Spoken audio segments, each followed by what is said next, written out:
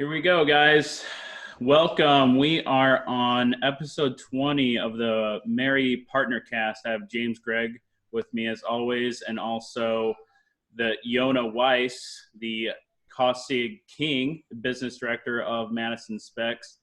Hey, Yonah, thanks for taking time out of your 30 interviews you have a day to do one with us. It's my pleasure, guys. Thank you for reaching out. And it's what I love to do. So 30 interviews a day, just enough.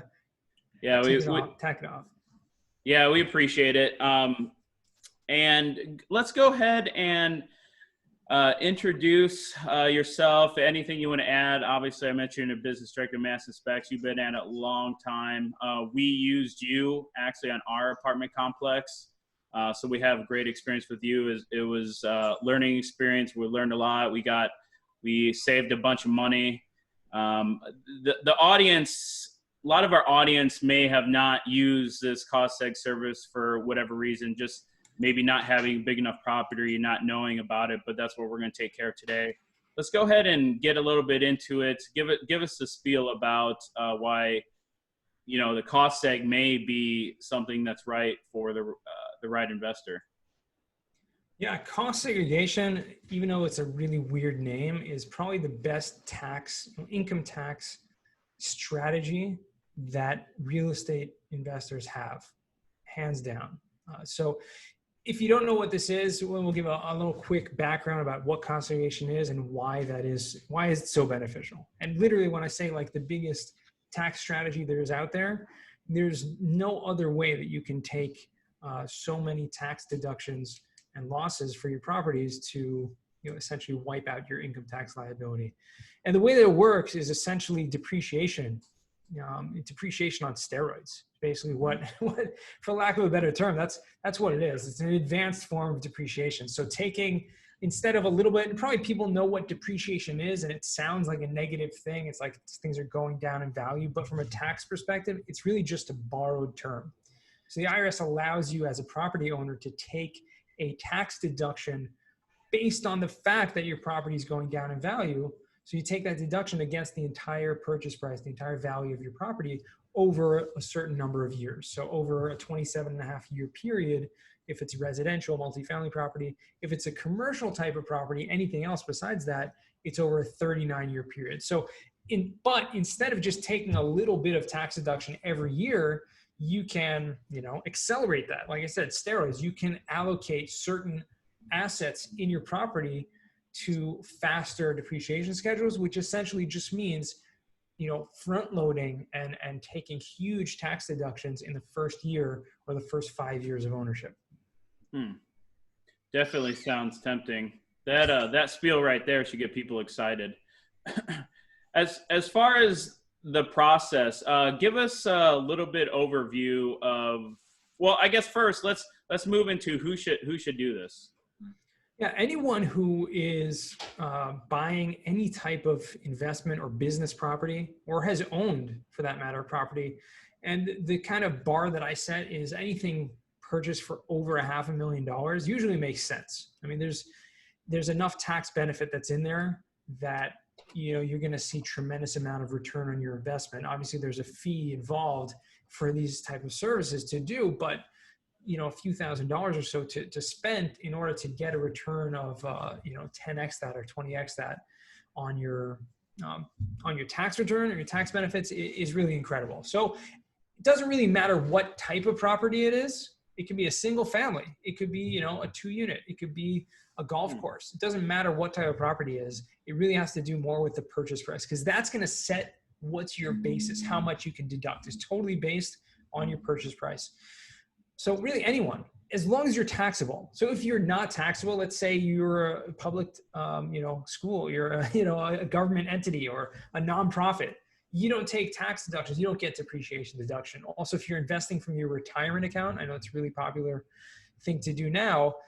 Certain types of retirement accounts are going to be, tax shelters. They're not going to have tax liability. So therefore you're not going to get depreciation. So that's another example where it would not be beneficial. Okay. I'm curious. One of the things you mentioned there was a number of different property types. And the key driver was really kind of that purchase price of about Correct. $500,000, which is in Kansas City, that's kind of a high bar. You know, in other markets, that's probably just like a crappy house that's everyone's rental. But I'm curious, like what types of I guess building products, materials, etc., are the types that fall into this accelerated depreciation? Can you give us a little bit more information about? Like, yeah, absolutely. Excellent question. Yeah, and the reason why I set that bar really has to do with the amount, the percentage of the assets within a property that are going to get segregated out. So essentially what we're doing with cost segregation is we're segregating the cost. Okay, we're splitting up the cost of that purchase price and depreciating the components individually. So the main category of things that get reallocated to a faster depreciation life are what's called personal property that depreciate on a 5-year schedule. And that can include anything that's not part of the structure of the building. So even, furniture, appliances, equipment, all that stuff is movable. It's understandable that fits in that category, but even things like carpeting or wall coverings, window treatments, okay, so blinds and shades, all that kind of stuff.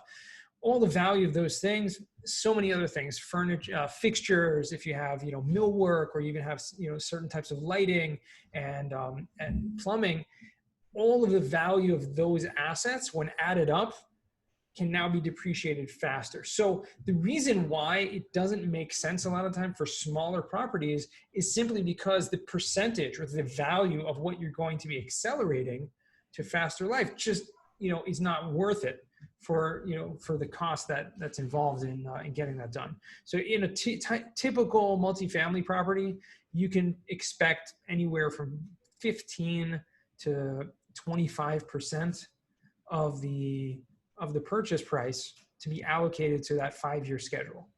Okay, so if you just do simple math, right? If it's $1 million property, right, you're talking about $150,000 to $250,000 of accelerated extra depreciation over those first 5 years. But if it's $100,000, you're looking more at $15,000 to $25,000 over a 5-year period. To take an extra $3,000 to $5,000 of tax deductions and then pay a few $1,000s just to get that doesn't really make sense, right? So that's why, I kind of set the bar at rule of thumb at $500,000. Okay. Makes sense. And then obviously a lot of people own property already. It sounds like it's best to do it with a new purchase. What do you advise there? It can really be done at any time. A lot of people like to get it done in the first year just to take advantage of those tax deductions right away. And even if you get more deduction than you have income, it carries forward. So you don't lose it if you don't use it. You just carry it forward. However, if you've owned a property for a number of years and you never did this, or you never knew about it, or for whatever reason, you can actually go and get a conservation done on your property and catch up the missed depreciation this year. And you can do that without amending your tax returns. It's simply filing a form that's a change of accounting method, and then you can catch up whatever depreciation you missed. Makes sense. As far as the process, you kind of went into the detail of how it works, who should take advantage of this. Yeah. Can you go a brief overview of when someone makes a call? What do you need to get started on a property? The first thing that we always do is run a free estimate. Okay, so by running this free estimate, we just need a few pieces of data points about the property in order to already know and inform you up front with this analysis what your tax benefit is going to be. And all that would involve would be, the address of the property, which our engineers will pull some data about the square footage, the unit count, number of units, in terms of the unit layouts, et cetera, when it was built, the parking structure, et cetera, all those things. But from that, we can just use the address. The purchase price is going to be really important to understand what your tax basis is going to be, and then the closing date to know at what point we're going to start the depreciation. So these three things, address, purchase price, closing date, are usually going to be enough for us to pull enough information and project, what your tax benefit is going to be from that. Once you have that, that's pretty much it. I mean, you can see from that analysis right away what you're going to expect. Going forward, once you decide to get that involved, we have, like I said, it's an engineering service. I know we're talking about taxes and we're talking about, right, accounting, but this is not something that accountants do. It's actually something that requires an engineer, or, you know, a company like Madison SPEC that we have engineers in-house, right?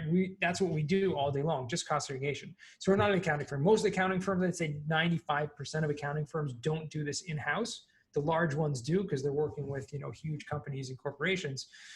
So you want to make sure, you know, we have the engineer come to the property, take that analysis, run a report, create this report that's like 100 pages long, very detailed, all according to the tax code. None of what we're saying here is like this loophole and this fancy like thing that's going to raise any red flags with your tax. This is all directly from the IRS. All of these rules and regulations are, you know, were created and regulated by them. So that's really the you know, the ins and outs. A pretty straightforward, easy process from beginning to end.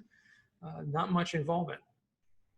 I'm curious. One thing you mentioned there, you talked about kind of giving people an estimate of what, you know, what the results could be before the actual engineer comes out.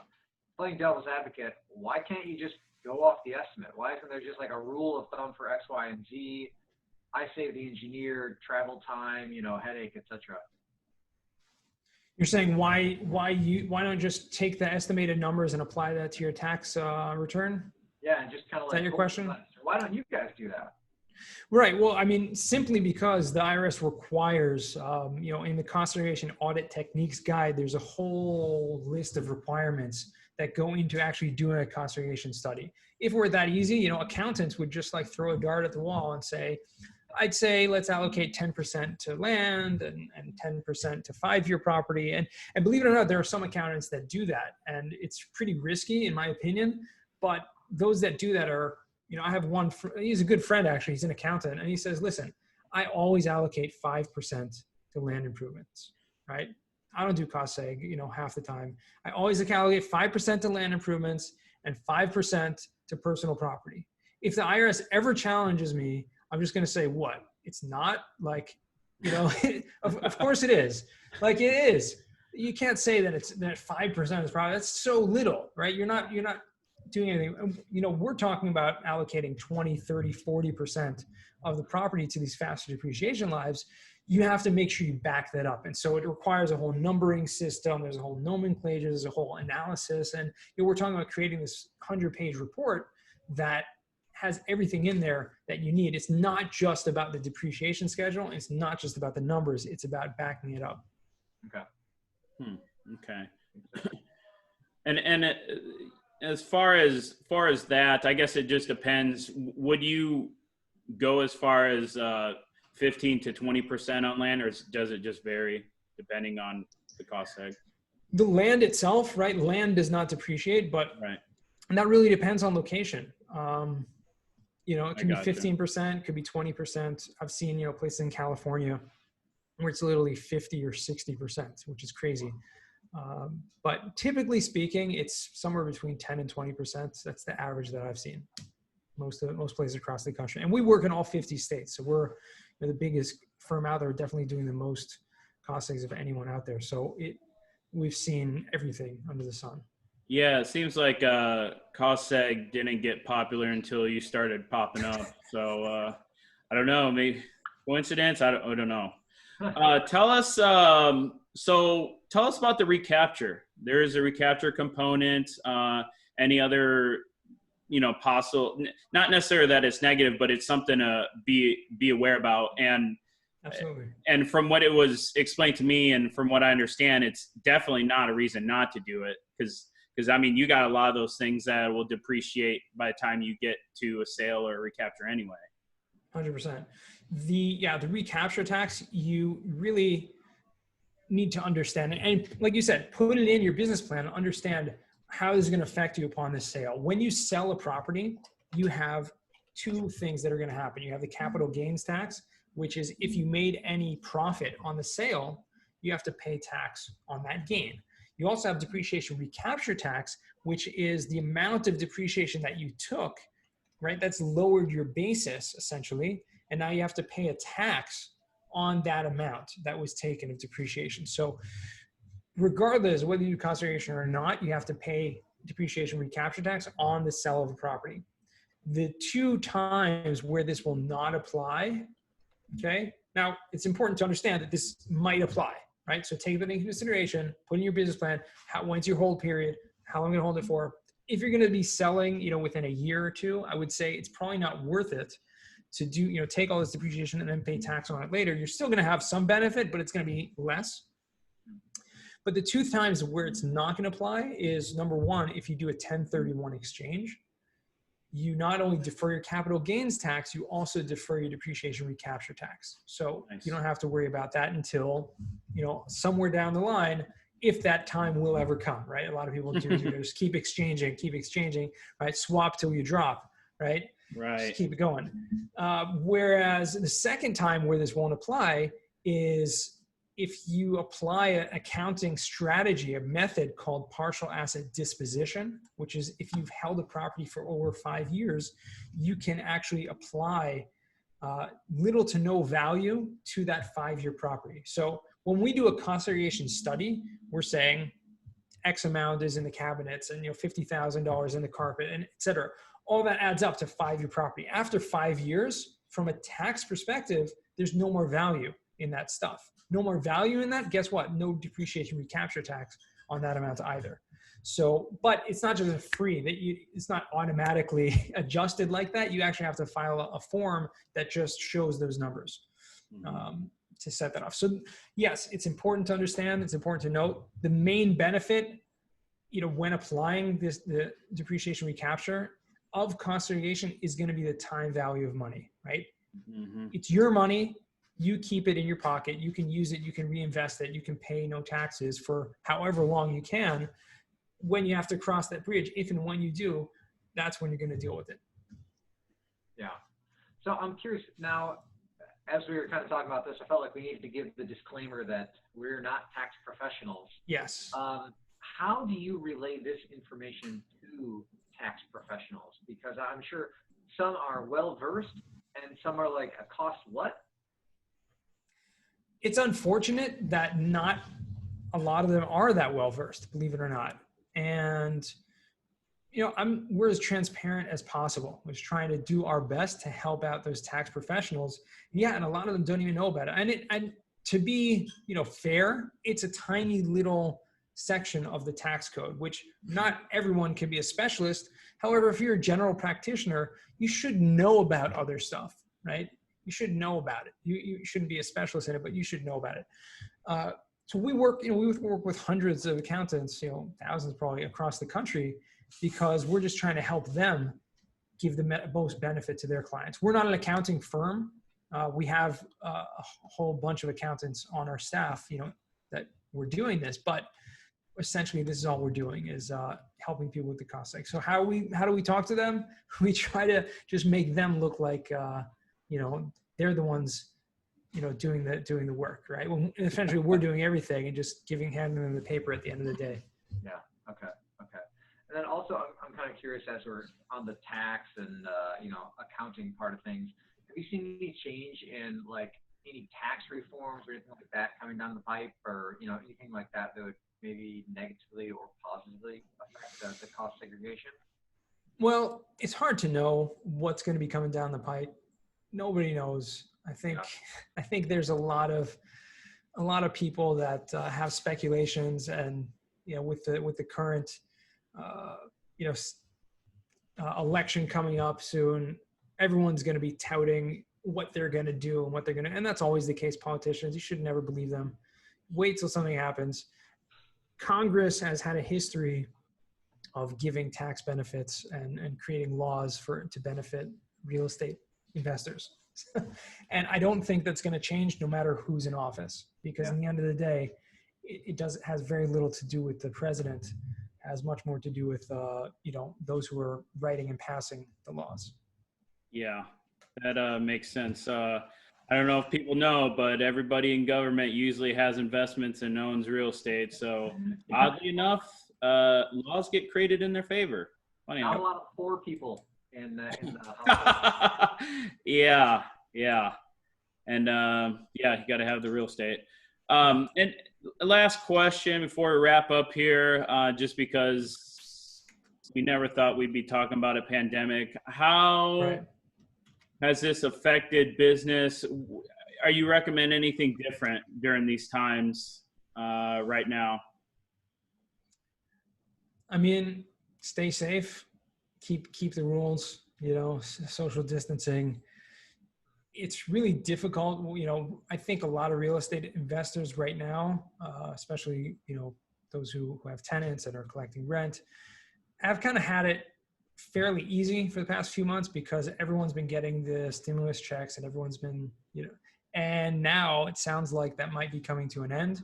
And I think everyone from the beginning who's had any amount of mindfulness understood that this is not going to go on forever, right? There's going to be a point where either the economy is going to open back up and jobs are going to be created and everything's going to be okay, or if that doesn't, the government can't just keep printing money, and right. At some point it's going to stop. So that's the point where it's going to be interesting to see. I'd say be conservative, kind of stay on the sidelines, and pray a lot. Right. And as far as if someone is thinking about doing a cost seg or anything like that, nothing really changed. Like if you're needing one, get one, vice versa. Yeah, I would say even more so. I would say now is the time where a lot of people are scrambling for cash, right? And people are trying to find, where can I increase cash flow? Maybe not this year.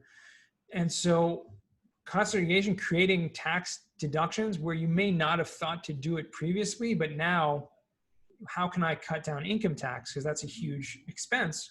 This is a great tool to do that. Not only this year, but they actually introduced with the CARES Act a few months ago, a new law called net operating loss carrybacks, which means if you create this loss, right? Like we mentioned, getting these huge deductions, you may have more deductions than you have income. That's going to create a loss. Now, normally that would just carry forward and you could use those losses next year. What they introduced is something called loss carry back up to 5 years. You can actually, if you paid any income tax up to, going back 5 years, you can actually go back and amend previous returns, apply those losses backwards in retrospect and get a refund. So there's actually a way to use cost segregation this year to get a refund from paying any taxes in previous years. Very interesting. That's awesome. Definitely a powerful tool. Yonah, you save people obviously millions of dollars. Your company, you dispel information every day that helps people out, especially in their commercial investments. Go ahead and tell people how they can contact you. Website, name, number. Yeah, the best place to find me is actually on LinkedIn. That's where I spend a lot of my time. You can check me out there. You can go to YonahWeiss.com. That's a great place to check out anything. You can get a free estimate there as well. Our company, Madison SPECs, MadisonSPECs.com, although it's less, the website needs an update. So, but yeah, check us out there. Request a free estimate if you want one. Check me out on LinkedIn. Please connect. Tell me you like this podcast. And yeah, thanks guys for having me. Thank you. Definitely appreciate it. Everyone, definitely check Yonah out. He's really active on LinkedIn. For other members, if you want to check out this video and other information, check out MAREI.org/membership. Yonah, thanks again for talking with us and spending some time. We really appreciate it. It's been my pleasure. Thank you. All right. Thanks all. Thanks, Yonah. Talk soon. Bye.